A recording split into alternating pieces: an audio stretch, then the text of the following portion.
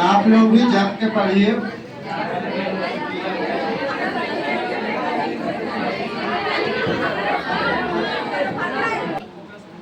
हाँ, एनसीईआरटी पर फोकस कीजिए। हाँ, लाइन बाय लाइन क्या के डेडिकेशन के साथ पढ़ें, बस 2 घंटा में पढ़िए।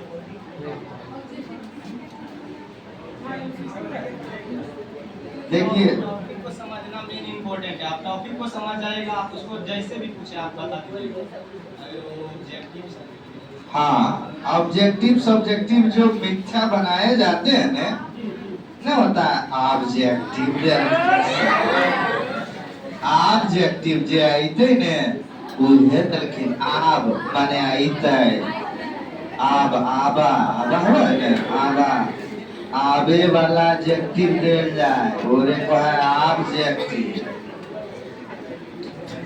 तो देखो हमने बरोबर कहा है, हमसे कितना बच्चा मांगते रह गया कि सर ऑब्जेक्टिव दे दिया, सर ऑब्जेक्टिव ऑब्जेक्टिव। हम कहें टॉपिक जो समझा रहे हैं वो टॉपिक समझिए। अब टॉपिक समझ जाइएगा तो चाहे तो बिहार बोर्ड का हो, चाहे नीट का हो, या चाहे आपका एंट्रेंस एग्जाम का हो। कुछ मिला था बायोलॉजी मेरा कहाँ मिला था? बीएससी का दीदी मतलब चीजा दे रहे थे, उन्हीं का तैयारी करने बताए थे कि ये सब बीपीएससी में हमारा ऑब्जेक्टिव आया था। और वो कुछ कहो करता है 10वां बनाया था हमरा कहीं एग्जाम देता। हां, आपके जो छोटे भाई बंधु हो, हां, कहां तो पढ़े ये? आप जो है बीएचयू का ना सेंट्रल हिंदू स्कूल होता है। अगर आप चाहते हैं कि आपका 12th से ही बढ़िया हो जाए तो आप वो भी दे सकते हैं। सर आपने उसी को बताया था 10th में आप हमको अवेयर नहीं बताया। सर हमको 10th में अवेयर कर दिए थे कि एंट्रेंस नाम का कोई चीज होता है। तो सेंट्रल हिंदू स्कूल जो होता था वो थोड़ा रहेगा आपका स्कूल का 9th और 10th जो होता है ना एनसीईआरटी, वो भी आप कर सकते हैं।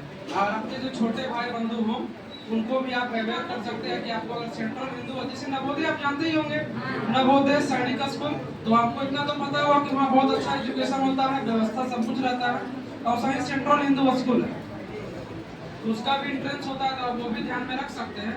और अभी जो बता रहा था ना कि आप फिजिक्स केमिस्ट्री, तो डोमेन सब्जेक्ट का भी हम जिक्र किए थे ना, उसमें 29 सब्जेक्ट का रहता है मेंशन है कि 29 सब्जेक्ट आप चूज कर सकते हैं। ठीक, जनरल टेस्ट तीसरा चरण में होता है। पहले चरण में होगा आपका लैंग्वेज टेस्ट जो कि आपको बता दिए, फर्स्ट एंड सेकंड 2 सेक्टर में बटा रहेगा। और दूसरा रहेगा डोमेन। डोमेन में रहता है 29 सब्जेक्ट का मेंशन किया है, जो वो संस्था है सीयूईटी, 29 सब्जेक्ट मेंशन किया। तो जैसे आप 12th में भी हैं तो आपको पता चल गया कि हमको अच्छा लगता है बायोलॉजी पढ़ना, फिजिक्स पढ़ना, केमिस्ट्री पढ़ना, मैथ पढ़ना, या फिर हिस्ट्री, पॉलिटिकल, ज्योग्राफी, कुछ भी। तो आपको अगर ऐसा लगे, अंदर से लगता है ना कि किसी को कि हाँ हम ये इसमें हमको बहुत मजा आता है पढ़ने, तो आप डोमेन में वही चूज करिए। ठीक, ऐसा कहीं भी जिक्र नहीं है कि अगर आप डोमेन साइंस चूज करते हैं और एंट्रेंस के बाद आप आर्ट्स वहाँ सिलेक्ट करते हैं, इसका कोई संबंध नहीं है। इस वजह से आपका अगर डोमेन में बायोलॉजी बढ़िया लग रहा हो तो डोमेन भी चूज कर सकते हैं। अच्छा, डोमेन आप कितना भी, आप 1 2 3 4 जितना चाहो उतना चूज करो, लेकिन चूज करिएगा तो आपको पढ़ना पड़ेगा। इसीलिए सोच और विचार के डोमेन रखिएगा, ठीक ना, क्योंकि बड़ा इंपॉर्टेंट पार्ट होता है, क्योंकि आपके लिए ही बनाया गया है डोमेन। तो पहले जब हम इंटरेस्ट दिए थे तो उस समय ना डोमेन था ना कुछ था, सब मिक्स आता था। मिक्स करने का मतलब एंट्रेंस एग्जाम है, स्टेट को है, आप जाइए, उसमें मैथ पूछेंगे, जनरल अवेयरनेस पूछेंगे, स्टैटिस्टिक्स पूछेंगे, हिंदी पूछेंगे, इंग्लिश पूछेंगे। 2021 की बात है, 2022 में सीयूईटी लागू हुआ, 22 या 23 में लागू हुआ। उस समय सीयूईटी में डोमेन ये सब पार्ट डिवाइड नहीं था, ये एक साल पहले डिवाइड किया। डोमेन जो आप चूज करिएगा तो बड़ा सोच विचार के, जिसमें आपको इंटरेस्ट हो वो चूज करिए, तो आपको फायदा होगा।